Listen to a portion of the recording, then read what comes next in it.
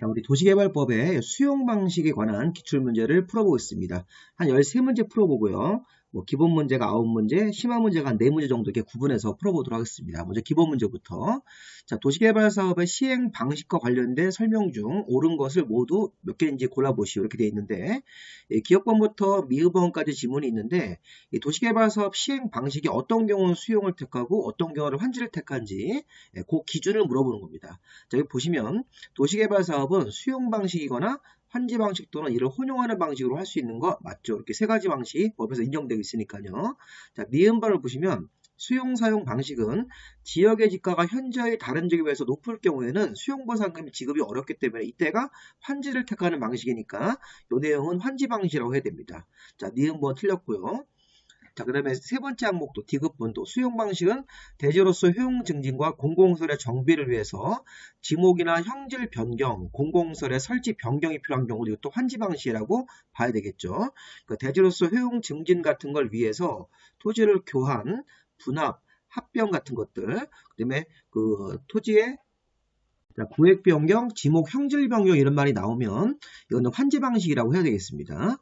자, 리을번 같은 경우도 체계적인 도시개발 등을 위해서 집단적인 조성이란 말이 나오면 우리 이제 앞에 강의 설명을 드렸습니다. 이게 바로 또 수용 방식을 택하는 기준이기 때문에 요 니은, 디귿은 요건 수용 방식이 아니라 환지로 고쳐야 되고 리을번은 요거는 또 수용 방식이라고 바꿔야 되겠죠. 자, 니은, 디귿, 리을은 다 틀렸습니다. 기억 하나만 옳고요. 자, 미음번 보시면 수용 방식과 환지 방식을 혼용하는 경우에도 이제 분할 혼용과 미분할 혼용으로 이렇게 두 가지로 나눠서 사업 방식을 또 정하고 있습니다. 분할 혼용, 미분할 혼용으로 구분해서 또 혼용 방식을 시행할 수도 있으니까 자, 기억하고 미음번은 맞죠? 두 개가 맞네요. 그 정답이 2번입니다. 2번. 이걸 보시면 해설 보시면서 요 니은, 디귿, 리을은 사업 방식 자체를 이렇게 반대로 기술 있기 때문에 이거를 정확하게 이렇게 지역의 지가가 현저히 높을 때는 환지, 토지를 교환, 분합, 구획 형질 변경 이런 말, 지목이나 형질 변경 같은 말이 나오면 이거는 환지고 또 체계적인 도시개발 등을 위해서 집단적인 조성이 필요할 때는 수용 방식을 택하는 기준이라고 보셔야 되겠습니다. 자, 2번 문제. 토지상환채권에 관한 설명이 다 틀린 것은 토지상환채권이란 토지 수요자가 원하는 경우 매수대금의 일부를 지급하기 위해서 사업 시행으로 조성된 토지나 건물로 상환하는 채권을 말합니다. 토지상환채권에 대한 정확한 정의고 발행 그런 사유를 말하는 거죠. 자, 1번 맞고. 자, 토지상환채권의 발행 규모는 자, 채권으로 상환할 토지나 건축물이 도시개발 사업으로 조성되는 분양 토지 건물의 2분의 1을 초과하지 않게 맞죠? 자, 토지상환채권은 나중에 분양되는 토지나 건물의 전체 수용 방식으로 분양되는 토지 건물의 2분의 1을 초과하지 않게 발행하는 게 맞습니다. 토지상환채권의 발행 규모는 2분의 1을 초과하지 않는다. 이런 식으로 이렇게 핵심만 딱 짚어보시면 되겠습니다. 자, 토지상환채권은 나중에 조성된 토지나 건물로 상환하기 때문에 기명식이죠. 자, 토지상환채권의 이자율은 이런 금융기관 등의 예금금리 같은 것들을 고려해서 발행자가 정하는 것도 맞습니다. 네, 5번은 토지상환채권은 나중에 사업 시행으로 조성된 토지로 상환되기 때문에 이전이 불가능한 게 아니라 이전이 가능합니다. 그래서 이전 요건과 대항 요건이 따로 법에 정해져 있으니까 5번 자체가 이제 문제가 있네요. 5번 틀렸습니다. 토지상환채권은 사업 후 조성되는 토지나 건물 등으로 상환하더라도 이전이 불가능하거나 제한하는 규정은 없습니다. 다만 이게 주택법에 가보면 주택상환사채라는 채권은 이거는 투기 대상으로 보고 이전하는 게 원칙적으로 제한됩니다. 자, 이걸 혼동하시면 안 됩니다. 주택법상 주택상환사채는 주택을 받을 수 있는 회사채인데, 자, 이거는 투기 대상으로 보고 채권 자체를 원칙적으로 이전하는 것을 금지합니다. 다만 이제 불가피한 사유가 있으면 이전할 수 있고요. 토지상환채권은 이전을 제한하는 규정이 없으므로 우리 법의 이전 요건과 대항 요건이 따로 이렇게 정해져 있죠.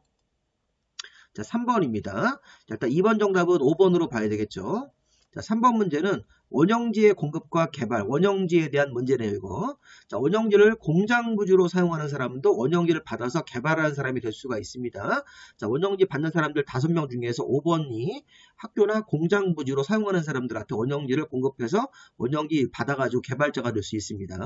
자, 두 번째 보시면 원형지는 자, 전체 토지 면적의 수용 방식으로 사업하는 전체 토지 면적의 3분의 1 이내로 공급될 수 있다. 맞습니다. 자, 원형지란 토지는 전체 수용 방식 토지 면적의 3분의 1 이내고 원형지의 반대가 조성 토지이기 때문에 조성 토지는 이렇게 이제 3분의 2라고 해석을 해야 되겠죠. 3분의 1까지가 원형지고 나머지 토지는 조성 토지니까. 자, 그 다음에 원형지를 공급할 때는 이 공급 계획서를 만들어서 승인 신청이라는 걸 해야 되겠죠. 지정권자한테 승인을 받아야 되는데, 이때 원형지 공급 승인 신청서 내는 자, 원형지 사용 조건 같은 서류가 첨부가 돼야 됩니다.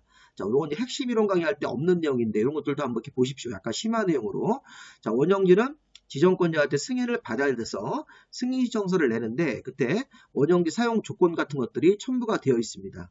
자, 그 다음에 맞고, 자, 원형지 공급 가격은 감정가라고 하면 안 되죠. 자, 원형지 우리 공급 가격은 원칙적으로 어떻게 됩니까? 수의계약으로 주면서 협의가라고 하셔야 됩니다. 감정 가격을 기준으로 한 협의가로 공급하는 거지, 감정 가격으로 공급하는 게 아닙니다. 자, 이게 틀렸습니다. 4번. 자, 그 다음에 5번. 지방자치단체가 원형지를 받아서 개발하는 사람인 경우에는, 자, 원형지 받아서 공사 완료 공고일로부터 5년이 경과하기 전이라도 매각할 수가 있죠. 원래 이 기간 내 매각이 안 되는 건데 국가나 지방자치단체는 예외이기 때문에 매각을 할 수가 있다고 봐야 됩니다. 주어가 지방자치단체니까 이 기간이 경과하기 전이라도 매각할 수 있는 것으로 봐야 됩니다.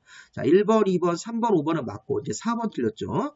그래서 보시면 원형지는 개발계획에 반영된 원형지 감정가에다가 자, 기반시설 공사비를 더한 금액 기준으로 감정가에다가 기반시설 공사비를 더한 금액 기준으로 이렇게 협의해서 정하기 때문에 기본적으로 협의가로 원형지 공급 가격을 정한다고 보시면 되겠습니다.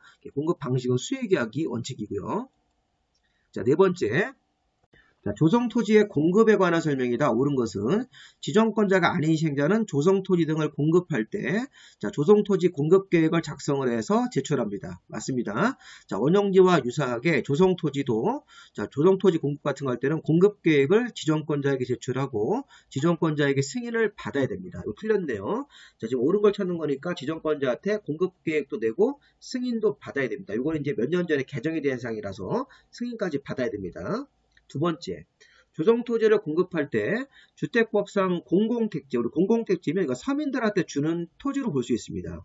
자, 우리 공공택지에다 임대아파트 같은 걸 짓고 그런 걸 최종적으로 우리가 이제 서민들이 취득하는 것으로 보기 때문에 이 공공택지 같은 경우는 자, 이게 추첨 방식으로 분양할 수가 있는 겁니다.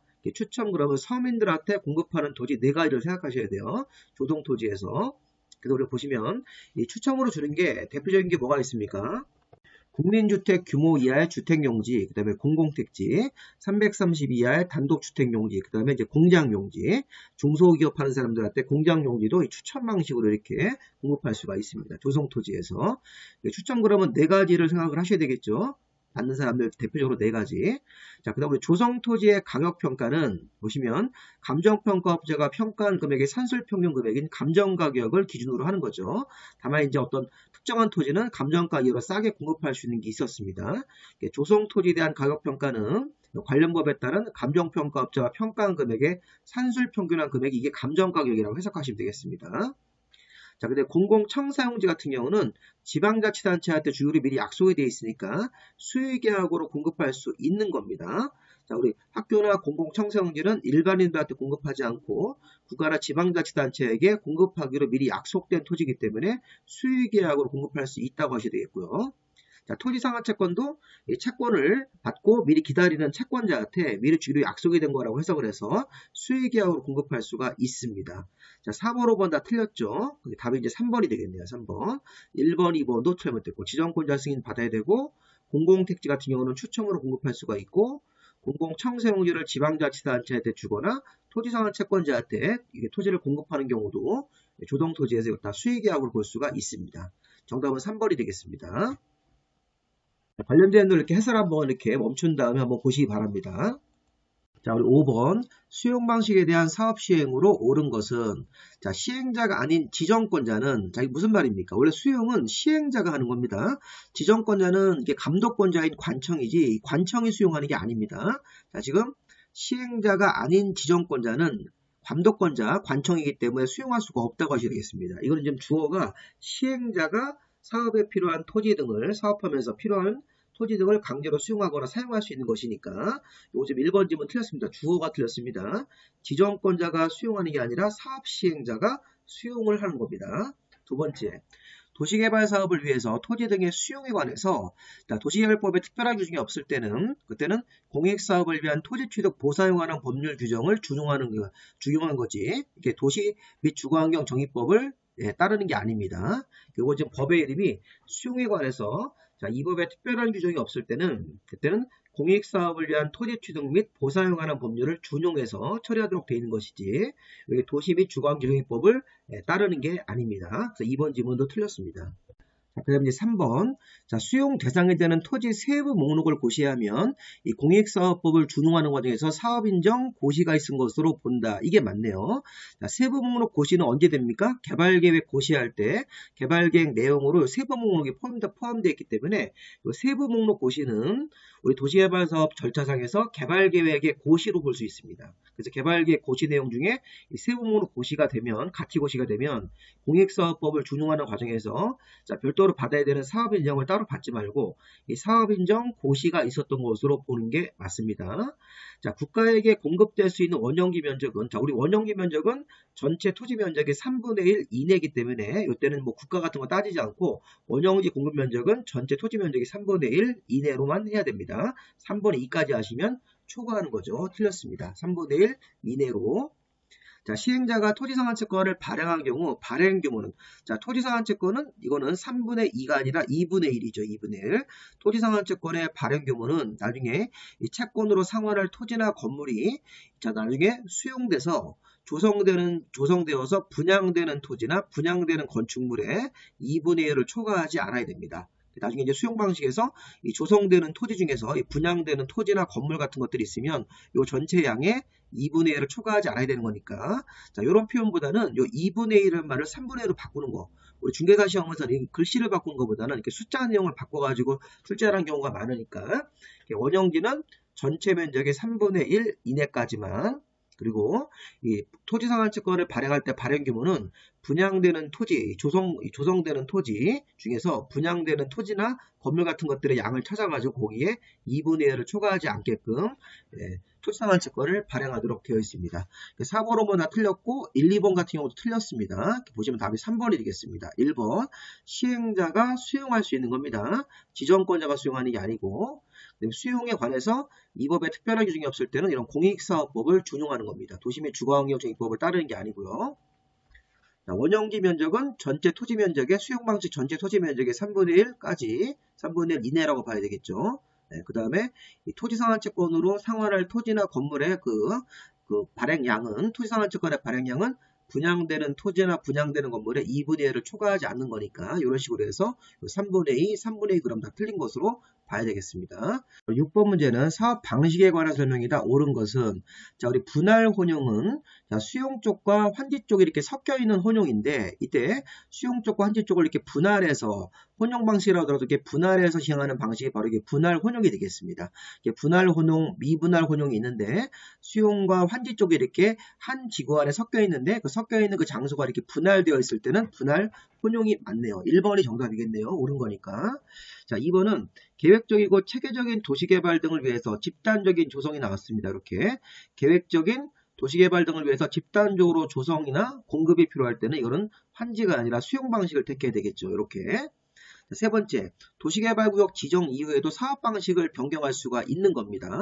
사업방식을 정하거나 사업방식의 변경은 지정권자가 개발계획을 수립해서 사업방식을 정하거나 변경하기 때문에 구역 지정 이후에도 어떤 여건 변화가 생기면 지정권자가 개발계획 같은 내용을 수정을 해서 사업방식을 정하거나 변경할 수가 있는 겁니다. 이거 틀렸습니다. 자, 네 번째, 자, 시행자가 자, 수용 방식, 환지 방식, 혼용 방식 같은 것들을 정해서 국토부 장관한테 허가를 받아가지고 사업 방식을 정하는 게 아닙니다. 금방 설명했듯이 주어가 지정권자가 자, 사업 방식을 개발계획을 수립해서 이거 전부 수용으로 할 건지, 전부 환지로 할 건지, 혼용으로 할 건지를 지정권자가 개발계획을 수립하면서 방식을 정하는 거지. 허가도 필요 없는 겁니다. 그래서 우리가 앞에 주어가 지정권자가 사업 방식을 정한다 이렇게 하셔야 돼요. 그 정하는 세부 내용은 개발계획의 내용 같은 것들을 정해서 자, 그리고 허가도 필요 없는 겁니다. 자, 그 다음에 지방자치단체가 사업의 전부를 환지 방식으로 할 때는 내규가 규약이 아니라 시행 규정을 정해야 됩니다. 자, 우리가 앞에서 조합이 사업할 때는 조합원들이 지켜야 되는 내규가 정관이고 자, 토지 수요자가 다른 민간 시행자랑 사업을 공동으로 할 때는 규약을 정하게 할 수 있는 것이고 그 지방자치단체가 시행자 할 때는 규약이 아니라 시행 규정을 정해야 됩니다. 답이 지금 이게 1번이 맞는 거고 나머지 문은 다 틀린 것으로 봐야 되겠습니다.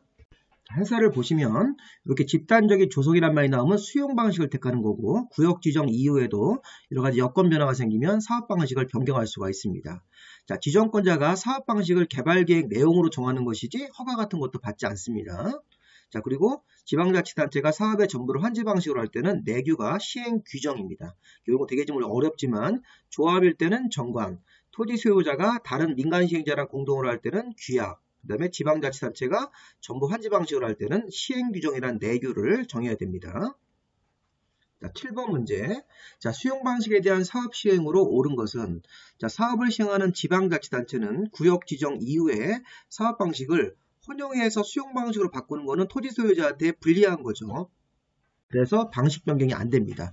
자, 혼용 방식이면 5대5 이렇게 혼용 방식으로 하다가 전부 수용 방식으로 바꾼다는 얘기이기 때문에 그러면 환지 방식이 없어지므로 토지 소유자한테 불리한 방식으로 넘어가기 때문에 방식 변경이 안 됩니다.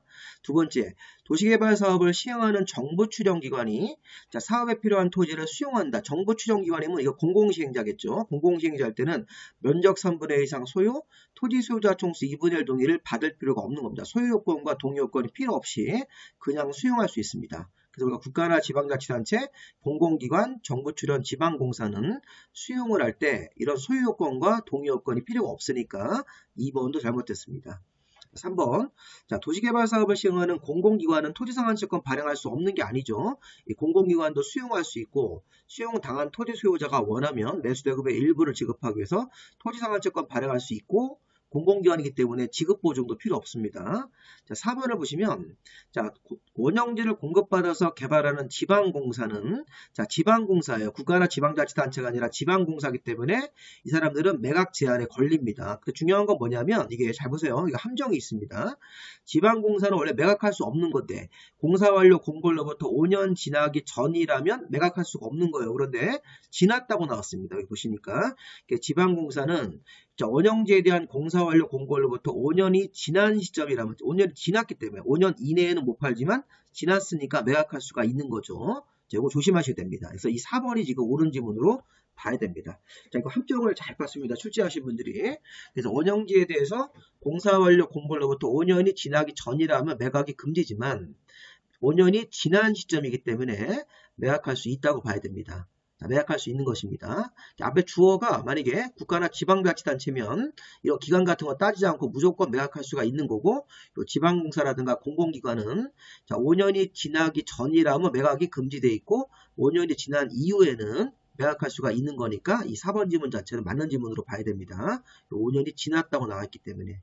자, 그 다음에, 자, 원형지가 우리가 공공택지라고 나왔습니다. 원형지, 원래 공공택지는 원형지가 아니라 조성토지에서 이 공공택지는 서민들한테 주는 거기 때문에 추첨이란 말이 나와야 됩니다. 지금 이게 주어가 원형지가 아니라 조성토지로 공공택지 용도로 공급할 때는 원형지 개발자 선정이 추첨으로 갈 수 있다. 이렇게 해야 됩니다. 원형지가 아니라 조성토지가 공공택지 용도로 공급될 때는 서민들한테 주는 토지로 보고 추첨 방식으로 공급할 수가 있는 것이죠. 그렇게 해석을 해야 됩니다. 자, 좀 5번 지문 자체도 틀렸습니다. 자, 맞는 건 4번입니다. 이 문제도 조금 최근 문제인데 좀 어렵습니다, 이게. 그래서 보시면, 혼용해서 수용으로 바꾸는 거는 토지 소유자한테 불리한 방식이기 때문에 불가능한 거고, 자, 정부 출연기관은 법정된 소유와 동의요건 같은 거 없어도 수용할 수가 있고요.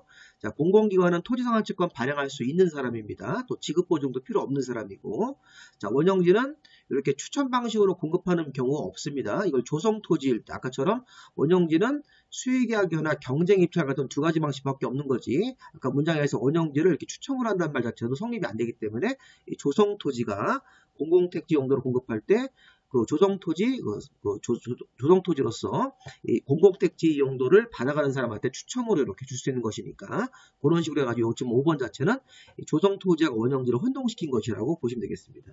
자, 7번 정답은 4번으로 보시는 게 맞겠고요. 자, 8번을 보시면 지방공사가 단독으로 토지상한채권을 발행한다. 자, 토지상한채권 지방공사가 이제 수용방식 시행자가 되어가지고 수용한 다음에 토지상한채권을 발행하는 경우라고 나와 있습니다. 옳은 걸 쳤습니다. 자, 우리 지방공사는 우리 공공입니까? 민간입니까? 공공으로 분류하기 때문에 지급보증 없이도 채권을 발행할 수 있는 것입니다. 그래서 8번에 1번 틀렸고요. 자, 2번 보시면 토지상환채권의 발행 규모는 지방공사 같은 거 구분하지 않고 발행 규모는 나중에 조성되어서 분양되는 토지나 건물의 2분의 1을 초과하지 않습니다. 요거 맞죠? 자, 여기서 발행 규모는 여기 발행자가 누군지 같은 거 구분하지 않고 나중에 도시개발사업으로 조성되어서 분양되는 토지나 건물의 전체량을 따져가지고 2분의 1을 초과하지 않게끔 조성 토지를 발행할 수가 있습니다. 자, 토지상환채권 이전할 수 있습니다. 틀렸고요. 자, 토지상환채권의 가격 추산 방법은 토지상환채권 발행계획에 포함되지 않는다거나 포함이 되는 겁니다. 이건 조금 어려운 지문입니다.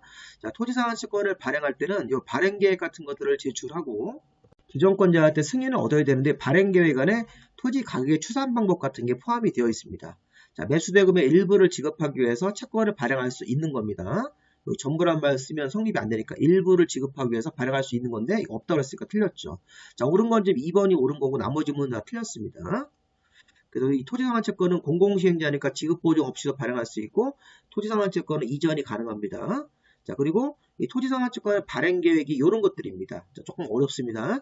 토지상환채권의 발행계획까지 우리가 공부하기는 좀 어렵지만 여기 6번에 보시면 토지가격의 추산 방법 같은 게 포함이 되어 있습니다. 이렇게. 그리고 7번은 하나 조심해야 할 게 뭐냐면 이게 이제 나중에 이제 심화 문제 같은 경우에서 자, 토지상환채권 발행계획에 포함될 내용으로 잘못된 건데 사업시행자를 여기 민간이 아니라 우리가 뭐 공공으로 아까 지방공사처럼 공공으로 내면 자, 공공시행자가 토지상환채권을 발행하는데 지방공사가 같은 또는 토지주택공사 같은 공공이 발행하는데 토지상환채권에 포함될 내용으로 틀린 것 그러면 7번 같은 거 보증 같은 것들은 이 공공한테는 필요 없는 거기 때문에 이거 민간 시행자한테만 토지상환채권 발행 계획에 포함되어야 되는 내용이니까 이런 것들 좀 하나 잘 한번 확인해 보시기 바랍니다.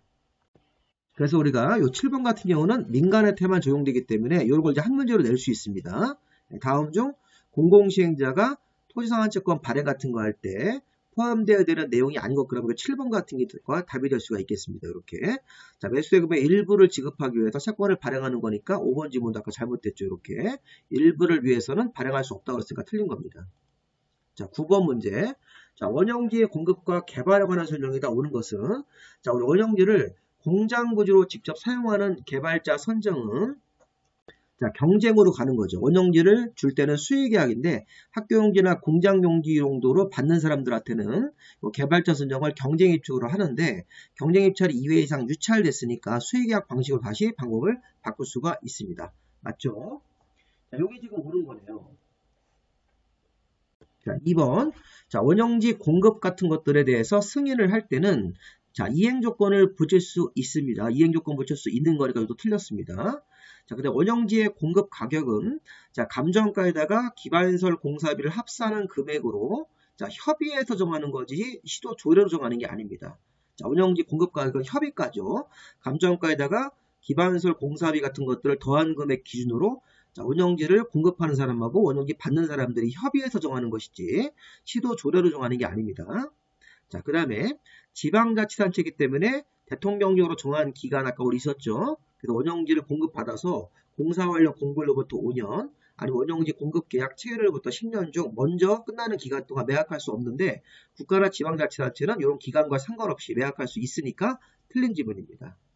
그 다음에 원형지를 공급받은 토지의 전부를 시행자 동의 없이 제3자한테 매각했을 때는 이때는 시정요구 없이가 아니라 시정요구를 여러 번 하고 공급계약을 해지할 수 있는 것입니다. 이 5번 지문도 조금 어려운 심화 지문입니다. 그래서 해설을 보시면 자, 원형지를 받아서 개발하는 사람이 자, 시행자 동의 없이 제3자한테 그냥 매각을 한 겁니다. 무단으로. 그러면 원형지 개발자에게 자, 2회 이상 시정요구를 해야 됩니다. 시정요구를 하고 시정하지 않으면 원형지 공급계약을 해지할 수 있는 것입니다. 이렇게 됐으니까 자, 국가나 지방자치단체는 이런 매각 금지 기간이라도 매각할 수가 있는 것이고 자, 원형지 공급가격은 감정가에다가 기반시설 공사비 같은 것들 합산을 기준으로 협의해서 정하는 것입니다. 이행조건 같은 거 붙일 수가 있고 이렇게 자, 최근 문제가 좀 어려워지죠. 이렇게 그래서 나중에 핵심 이론 강의를 좀 잘 들어보시고 기출문제를 이렇게 풀면서 관련 내용들을 좀 이렇게 잘 숙제를 해야 되겠습니다. 자, 우리 심화 문제 한 4문제 풀어보겠습니다. 자, 심화 문제 4개 정도 보겠습니다. 자, 지금 보시면 조성토지를 원형지가 아니라 조성토지를 공급할 때는 공급 가격이 기본적으로 감정가격을 정해가지고 그 가격을 기준으로 이제 공급을 하도록 되어 있습니다. 그 우리 조성토지는 뭐 경쟁을 하든 아니면 뭐 추첨을 하든 수익약을 공급하든 일단 원칙적으로는 조성토지 등에 대해서 감정가격 같은 것들을 정해가지고 그 가격을 기준으로 이제 공급을 하는 건데, 다만 이 감정평가업체가 평가한 감정가격 이하로 싸게 토지를 공급할 수 있는 경우가 있었죠. 학교용지, 임대주택을 지을 용지, 공공청사를 지을 용지, 그 다음에 사회복지법이 설치하는 사회복지시설 용지가 맞는데 유료로 운영하는 것은 제외입니다. 유료로 운영하는 사회복지시설 같은 경우는 감정가 이하로 싸게 공급할 수 있는 대상에서 제외가 되어 있으니까 요즘 5번이 정답이죠. 아까 핵심 이론을 할 때 설명을 좀 드린 겁니다. 그래서 우리 조성토지를 감정가 이하로 싸게 공급할 수 있는 그런 용도가 있었죠. 학교용지, 임대주택을 지을 용지, 공공청사용지를 조성토지 형태로 공급할 때, 그 다음에 여기 보시면 행정청이 국토계획법에 따라 직접 설치하는 그런 시장 같은 걸 지을 용지도 있고 사회복지시설 용지도 있는데, 이게 유료로 운영될 때는 감정가 이하로 싸게 공급하는 대상에서 이거는 제외가 되어 있으니까 답을 5번으로 보시고요. 자, 여기서 5번 보시면 유료로 이렇게 운영되는 사회복지시설 용지는 감정가 이하로 공급할 수 있는 대상에서 이거 제외가 되어 있으니까 여기 유료는 제외한 시설로 한정한다 이렇게 되어 있으니까요. 자, 그 다음에 두 번째 문제는 자, 1번 지방자치단체가 시행자인 경우에도 토지상한채권 발행할 수가 있습니다. 이거 틀린 겁니다. 자, 그 다음에 지방자치단체가 토지를 수용할 때는 면적 3분의 1 이상 소유, 토지 소유자 총수 2분의 1 동의 같은 거 필요가 없죠. 그러니까 이제 이 문제가 조금 심한 문제로 분류가 된 거는 여러 가지 형태로 막 물어보는 겁니다. 한 파트에서 안 내고 여러 파트에서 막 문제를 냈기 때문에 지방자치단체가 토지상한채권 수용 방식으로 사업시행자가 되어서 발행할 수가 있는 거고, 지방자치단체가 수용할 때는 민간이 아니기 때문에 면적 3분의 1 이상 소유, 토지 소유자 총수 2분의 1 동의 같은 거 필요 없으니까 소유를 해야 된다고 틀린 겁니다. 자, 세 번째, 시행자가 조성토지를 공급받는 사람으로부터 대금의 전부나 일부를 미리 받을 수가 있고 선수금이네요. 사업시행자는 조성토지나 원형지를 공급받는 사람으로부터 대금의 전부나 일부를 선수금 형태로 받을 수 있으니까 전부 형태도 선수금 받을 수가 있습니다. 자, 그 다음에 네 번째, 3번도 틀렸고요. 자, 네 번째는 학교를 설치하기 위한 조성토지 공급은 감정가격으로 정하는 가격을 정해서 공급 가격을 정하는 게 원칙인데, 다만 여기 이제 감정가 이하로 공급할 때 학교를 설치하기 위한 조성토지일 때는 여기 보시면 감정가 가격 이하로 정할 수 있는 거 맞죠? 여기 4번이 맞네요. 자, 5번 보시면 시행자는 지방자치단체에게 도시개발구역의 전체 면적에, 자, 우리 지금 원형지 같은 경우는 3분의 1 이내니까 이 문제가 조금 어려운 게 한 파트에서 안 내고 이건 원형지 문제고, 3번 같은 경우는 선수금 문제고, 4번 같은 경우는 조성토지의 공급 가격에 관한 문제고, 이렇게 또 위에 거 같은 경우는 요거는 이렇게 민간이 이제 수용할 때만 소유요건과 동의요건이 필요하기 때문에 수용의 일반 절차, 이건 토지상한채권이기 때문에 수용 방식에 있는 것들을 다 이렇게 지문으로 뽑아가지고 문제를 냈으니까 약간 심한 문제 형태로 분류할 수가 있습니다. 그러니까 정답을 일단 우리가 4번이 옳은 거고 나머지 문은 다 틀린 지문으로 봐야 되겠죠. 이렇게. 자, 지방자치단체는 지급보증 없이 채권 발행할 수 있고, 지방자치단체는 이런 소유요건과 동의요건 없이도 수용할 수가 있고, 그 다음에 여기 3번 같은 경우는 조성토지나 원형지 같은 거를 공급받는 사람으로부터 대금의 전부나 일부를 다 받을 수가 있습니다. 자, 원형지는 3분의 1 이내로만 공급을 해야 되는 것이죠. 이렇게. 자, 3번 문제. 3번 보시면 수용 방식에 관한 사업 시행으로 옳은 걸 찾는 겁니다. 자, 일단 여기 1번 지문은 지방공사가 사업 시행자예요. 지방공사가 사업 시행자일 때는 소유요건과 동의요건 같은 거 없이도 수용을 할 수 있으므로 1번 틀렸습니다. 토지 소유자 전원 동의가 아니라 동의요건도 면적의 3분의 1 이상의 소유, 토지 소유자 총수 2분의 1 동의인데, 지방공사는 자, 동의요건이라든가 소유요건 같은 거 없이도 수용할 수 있으므로 전원 동의 없이 수용할 수 없다고 하시면 당연히 틀린 지문이 되겠습니다. 두 번째, 지방자치단체는 국가나 지방자치단체는 공공시행자이므로 지급보증 없어도 토지상한채권을 발행할 수가 있습니다. 자, 이게 2번이 정답이겠네요. 옳은 걸 찾는 거니까. 자, 3번, 지정권자가 아닌 나머지 시행자들은, 자, 지금 조성토지를 공급받거나 이용하려는 사람으로부터 지정권자의 승인을 받아가지고 대금의 전부나 일부를 선수금 형태로 받을 수가 있는 것이죠. 자, 선수금입니다. 지정권자가 아닌 나머지 시행자들은 자, 조성토지 등을 공급받으려는 사람으로부터 대금의 전부나 일부를 지정권자한테 승인을 받아가지고 선수금 형태로 받을 수 있는데 지정권자에게 승인 없이라고 그랬으니까 틀린 겁니다. 자, 원형지의 공급 면적은 전체 토지 면적의 3분의 1 이내로 공급하는 것이지 초과하여 공급될 수가 있다고 하시면 틀린 거고요. 자, 그 다음에 조성토지의 공급은 경쟁입찰로 공급하는 건데 다만 서민들한테 공급하는 게 4개가 있었고 나머지는 이제 수의계약 같은 게 있었기 때문에 공공용지가 아닌 조성토지는 수의계약이라고 하시면 이건 말이 안 되는 겁니다. 이게. 우리가 공공용지가 아닌 조성토지는 수의계약이 아니라 조성토지 공급은 원칙적으로 경쟁입찰, 다만 서민들한테 공급하는 거 4가지가 있었습니다. 조성토지 형태로. 이렇게 보시면 국민주택 규모 이하의 국민주택 규모 이하의 주택용지, 공공택지, 330 이하의 단독주택용지, 그 다음에 공장용지는 추첨이고 또 수의계약은 받을 사람이 정해져 있는 거 4가지가 있었으니까 그런 것들을 이렇게 구분해서 보는 거기 때문에 5번 같은 경우는 지문이 말이 안 되는 겁니다. 그래서 공급을 경쟁, 그 다음에 추첨, 수의계약 방식으로 각각 구분해서 설명을 해야 되지 이렇게 쓰면 안 되는 겁니다. 3번을 보시면 지방공사는 동의 없이도 수용할 수가 있는 것이고요. 소유라든가 동의요건 없이도 수용할 수가 있는 거고 그 다음에 지정권자가 아닌 나머지 시행자는 그 지정권자 승인을 받아서 대금의 전부나 일부를 선수금 형태로 받을 수 있고 원형지는 3분의 1 이내로 공급해야 되고 조성토지는 경쟁입찰인데 또 다음의 경우에는 추첨과 수의계약이 가능하다. 추첨으로 공급하는 거 한 4개 정도가 있고 수의계약 같은 거 4가지가 있으니까 자, 보면 대표적으로 추첨으로 공급하는 게 국민주택 규모의 주택용지, 공공택지, 330 이하 단독주택을 지을 용지, 공장용지 같은 거. 자, 수의계약으로 공급하는 거 학교나 공공청정지로서 일반인들한테 분양하지 않고 국가나 지방자치단체에게 토지상환채권으로 토지를 상환 같은 거 할 때, 자, 경쟁입찰 추첨 같은 거 했는데 2회 이상 유찰된 경우.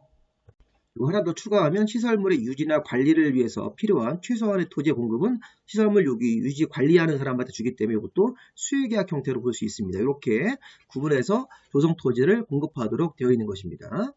자, 마지막으로 4번 문제는 한국토지주택공사가 토지상환채권을 발행을 하는데 거기 포함되어야 되는 사항이 아닌 것. 자, 아까 제가 이제 설명을 좀 드린 건데 자, 토지상환채권 발행 계획에는 7가지 내용들이 들어가는데 자, 토지주택공사는 공공입니까? 민간입니까? 공공이죠. 공공이니까 이런 보증 같은 게 필요 없기 때문에 이 내용 자체는 토지상환채권을 토지주택공사가 발행할 때 발행 계획에 포함되는 사항이 아닙니다. 답이 요거 1번입니다.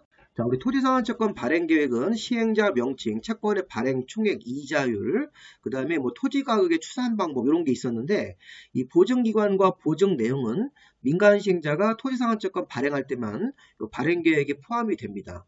근데 아까 우리 문제에서는 토지주택공사이기 때문에 발행계획 내용 중에 이 1번 같은 경우는 필요가 없겠죠. 그렇게 이해를 하셔가지고 또 하나 좀 추가적으로 알아두시기 바랍니다. 정답이 1번입니다. 자, 이런 식으로 최근에 이렇게 엉뚱한 문제가 좀 나와서 좀 당황스럽게 하는데 도시개발도 문제가 한 4문제, 5문제를 좀 평이하게 나오니까 이렇게 한두 문제 어려운 거는 좀 우리가 좀 약간 이런 거 추측을 해서 정답을 좀 맞춰야 되겠습니다.